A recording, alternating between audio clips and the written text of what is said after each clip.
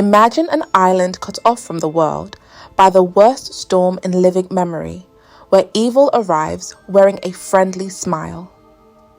Stephen King's Storm of the Century weaves a tale of cosmic horror with small-town dynamics, forcing an isolated community to face an impossible choice that will haunt them forever.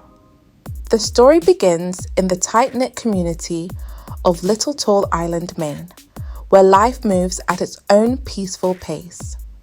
As news spreads of an approaching winter storm that meteorologists are calling unprecedented, the townspeople begin their usual preparations. But this storm brings something far more sinister than snow and wind. A mysterious stranger named Andre Linoge, pronounced Lin-O-H-J, arrives carrying a silver wolf's head cane, marking the start of the island's descent into nightmare. The initial horror unfolds when beloved resident Martha Clarendon is found brutally murdered in her home.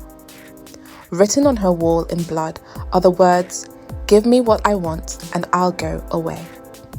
Town Constable Mike Anderson quickly arrests Linoge for the crime, but this is just the opening move in a terrifying game.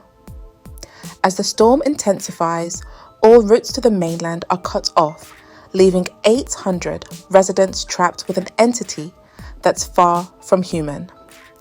The story's middle section reveals the true scope of the horror.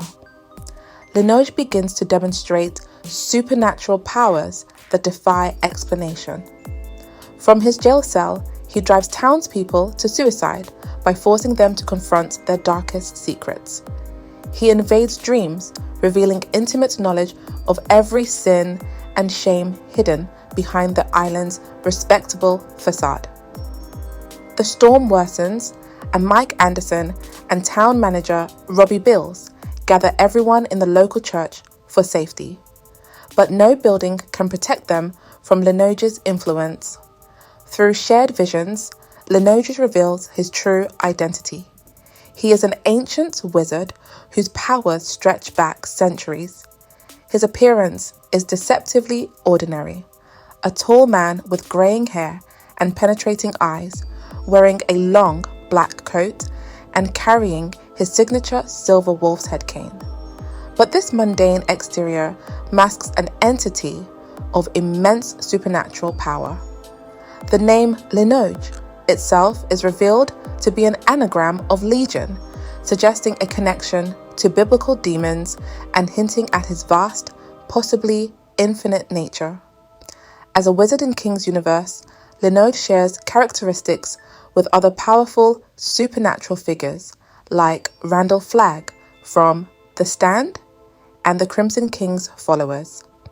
His magical abilities include mind control, prophecy, and the power to force people to see their darkest truths, abilities that place him in the upper echelons of King's supernatural hierarchy. Some fans speculate that Linoge might be another walking form of Flagg himself, or perhaps one of the ancient wizards from the World of the Dark Tower series, those who studied at the Wizard's Rainbow before the world moved on. What makes Linoge such a compelling villain is his combination of immense power and rigid adherence to rules. Unlike many supernatural antagonists who simply destroy, Linoge operates on an ancient code. He must be invited, must be given what he wants willingly. His wizard's nature seems tied to cycles and rituals, suggesting he might be one of the guardians of the Dark Tower's beams, albeit one who has become corrupt over his countless years of existence. Through shared nightmares, he reveals that he has performed this ritual throughout history, visiting isolated communities to claim what he desires. The tension reaches its peak when he finally states his demand. He wants one of the island's children, not to kill, but to raise as his own, to pass on his powers and position before his long existence ends. His ultimatum is simple yet devastating. Choose one child to give to him willingly, or he will kill all 8 children in the town. The final act unfolds as the community faces this impossible choice. Despite Mike Anderson's fierce opposition, the townspeople decide to hold a vote. In a moment that reveals humanity's capacity for both pragmatism and atrocity, they choose to sacrifice one child to save the others. A lottery is held, and in a cruel twist of fate, Mike Anderson's son Ralph is selected. The story's devastating conclusion sees Linoge depart with Ralph as the storm subsides, leaving the town physically intact but spiritually broken. In one of the story's most haunting moments, the word Croatan is found carved into Linoge's abandoned boat, a deliberate reference to one of America's most enduring mysteries, the lost colony of Roanoke. This reference deepens the story's historical resonance. In 1590, the entire English colony of Roanoke Island, North Carolina, 115 men, women, and children vanished without a trace. The only clue left behind was the word Croatoan, carved into a fence post, and CRO etched into a nearby tree. To this day, no one knows what happened to these settlers. Some theories suggest they integrated with local Native American tribes, while others propose darker fates. King masterfully uses this historical parallel to suggest that Linoge may have been responsible for other mysterious community disappearances throughout history. Just as Roanoke's colonists vanished, leaving behind only a cryptic message, so too does Ralph Anderson vanish with Linoge, leaving the town to grapple with their complicity in his disappearance. The parallel also suggests a darker possibility, that Roanoke's colonists might have faced a similar choice to the people of Little Tall Island, and that the disappearance was the price of some terrible bargain.